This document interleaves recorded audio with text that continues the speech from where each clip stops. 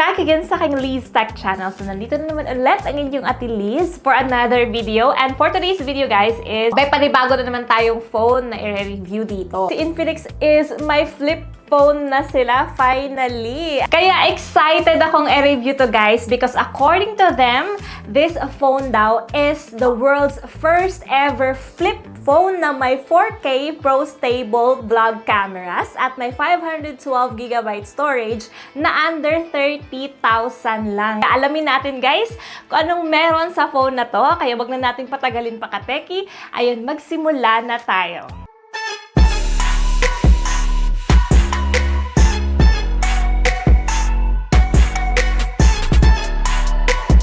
Guys, eto na yung kanyang box. Actually, na-unbox ko na to sa aking TikTok, kaya panoorin nyo na lang. May free protecting case na siya at meron siyang 70W na power brick and USB Type-C cable. So, ayun lamang po ang laman ng kanyang box. So, let's go na, kateki, sa phone itself. Talagang na-excite talaga ako i-flex sa inyo to kasi first time kong makakakita ng flip phone na parang high-end na flip phone pero napaka-affordable lang niya. Ito na nga siya, guys, ang pinakabagong Infinix Zero flip phone. So, bagong member to ng Zero series nila, pero ito yung pinakaunang flip phone ng Infinix. Ang color na meron ako is ang kanilang rock black. Meron din silang other color talaga na blossom glow, which is also I like kasi ang ganda rin ng color niya. Eto, guys, ang ganda rin naman ng kanilang rock black. At as you can see there, ayan, premium at elegant talaga siyang tingnan. Lalo na kapag nahawakan nyo talaga siya sa actual. Ayan. At para siyang mabigat kasi yun sa look niya, no? Pero actually, eto sa baba, na part niya sa back, is plastic lang siya, guys. At ito naman sa upper part is glass naman siya at protected siya ng Corning Gorilla Glass kaya hindi din siya basta-bastang ma-scratch. So, dalawa yung dimension na kanyang design, no? Sa upper part is glossy, din sa lower part naman is parang smooth lang siya. Smooth lang yung texture niya. Isa rin sa napansin ko, kaya siguro zero din kasi zero gap hinge na rin kasi siya. Kapag i-flip mo siya, mafe-feel mo yung durability ng kanyang hinge. With free hover capability pa siya. So, kahit nakaganyan siya, kateki, stable at steady lang talaga siya. Ayan. Meron po siyang buttons dito sa gilid. Then sa lower part naman is nandito yung kanyang SIM card. May dual SIM card siya.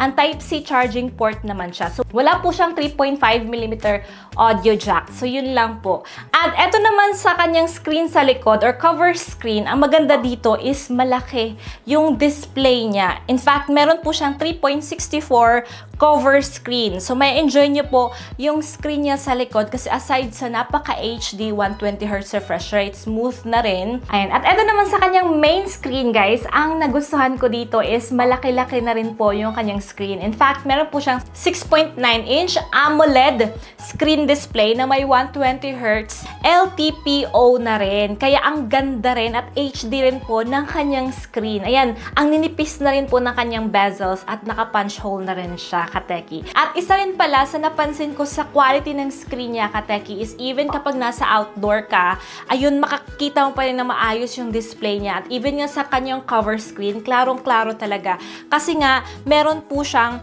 1,100 nit cover screen peak brightness. At yung kanyang sa loob naman, yung main screen talaga niya is 1,400Hz siya na peak brightness. Kaya clear pa rin talaga siya kahit nasa outdoor, exposed sa sunlight, makikita nyo pa rin yung screen display niya. Sa quality din na kanyang screen, guys, ang maganda is very accurate din yung color niya. Hindi siya masakit sa mata kasi may 100% DCI P3 na rin po siya, wide color gamut. Mag-enjoy even the kids, guys, kasi may eye protection din siya. So, dito sa cover screen niya, meron siyang dynamic multi-view display customization. So, pwede nyo po siyang ma-customize according to your needs or want. Dito kasi, guys, is ma-access nyo yung ibang apps. Even the camera, pwede nyo ma-access dito. Pwede kayo makapag-TikTok dito, yes. Pwede nyo i-add dito yon. Mag-Gmail kayo, Messenger, and a lot more. Pwede nyo pong i-add yan. At meron din po ditong personalized options like including custom images, external screen animations, photo frames, at iba pa. At ito isa sa pinaka-favorite ko rin, guys. Meron din po siyang 3D animated pet interactions. Ito napaka-cute nito, kateki, kasi meron po siyang mga animated pets dito like alpaca. Ayan, ang cute ng alpaca, guys. Meron siyang dachshund. Ayan, meron siyang penguin. brown bear. Kita nyo, ang dami pa actually display na pwede nyong ma-customize with this at animated na mga wallpapers. Depende na yan guys sa gusto at hilig ninyo. Now guys, since tapos na natin explore yung kanyang cover screen, yung kanyang main screen din, tingnan naman natin yung camera nito since siyang 4K 60 frames per second Pro Stable video capability. Hindi lahat ng cameras nakapareho niya ng price is kaya yung ganitong feature na to. So talagang dito nyo lang yan makikita sa flip phone na to. Under 30K pa. And guys, sinest ko agad sa vlogging itong camera nito na may 50MP nga niya sa front at 50MP sa rear. Napaka-stable, no? So, kahit naglalakad ako, stable lang yung video niya. Kasi nga, dahil sa kanyang 4K Pro Stable niyang feature. At na-enjoy ko po siya kasi marami po siyang features din na pwede niyong i-enable. Katulad na lamang nitong sa video niya.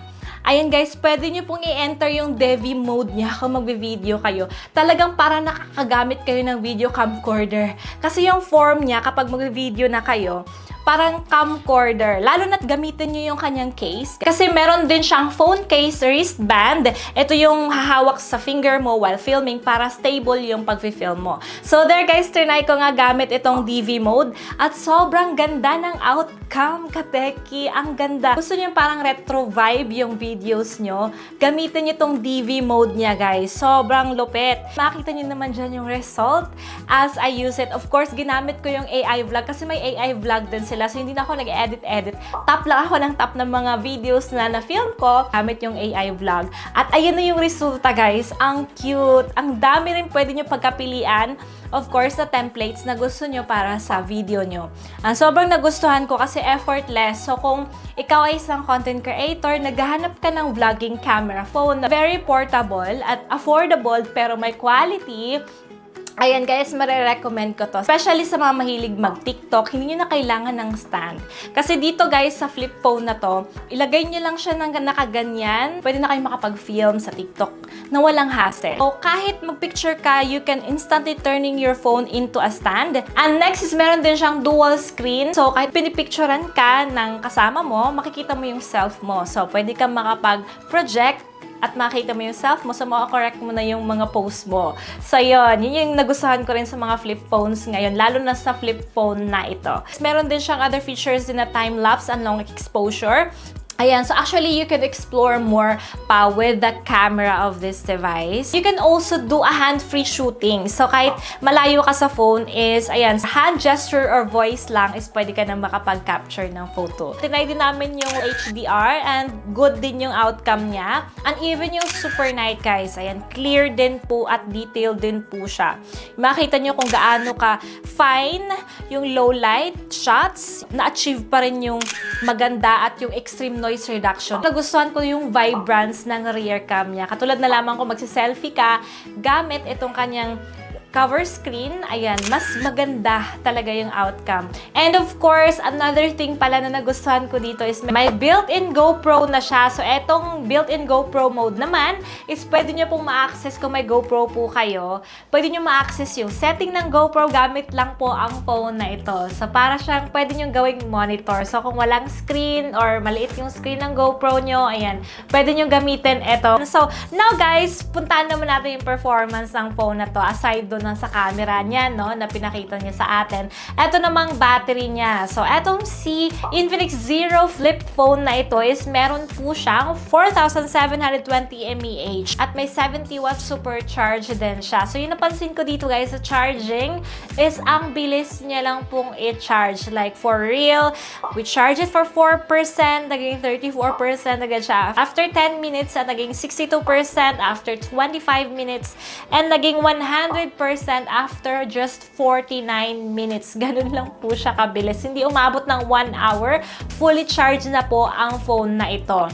So, yun yung advantage kapag hindi masyadong kalakihan din yung capacity ng battery kasi mabilis lang siyang fully charged. Tinest din namin to sa draining, guys. At makita nyo dyan, guys, in a short span of time, we tested it from 100%, naging 98% siya after playing YouTube for 30 minutes. At after another 30 minutes of like gaming, naging 91% lang siya. 9% lang yung kinuhang battery sa kanya. And doon naman sa long span of time na ginamit ko ito, like whole day talaga, ay nasamahan naman niya ako in a day na isang charging lang. So, talagang na-amaze ako sa battery performance ng device din na ito. Storage naman niya, ito rin isa sa nagustuhan ko, is meron siyang 512GB na internal storage. Ang laki na rin nun. Hindi na yun basta-bastang ma-full din. So, ayun nga lang na wala siyang external na SIM card para sana sa external memory kung gusto nyo dagdagan. Ayun lang yung disadvantage. Pero yung 512GB is sobrang laki na po nun. Hindi na agad-agad mapuno yun for sure. At diba, meron nga siyang 16GB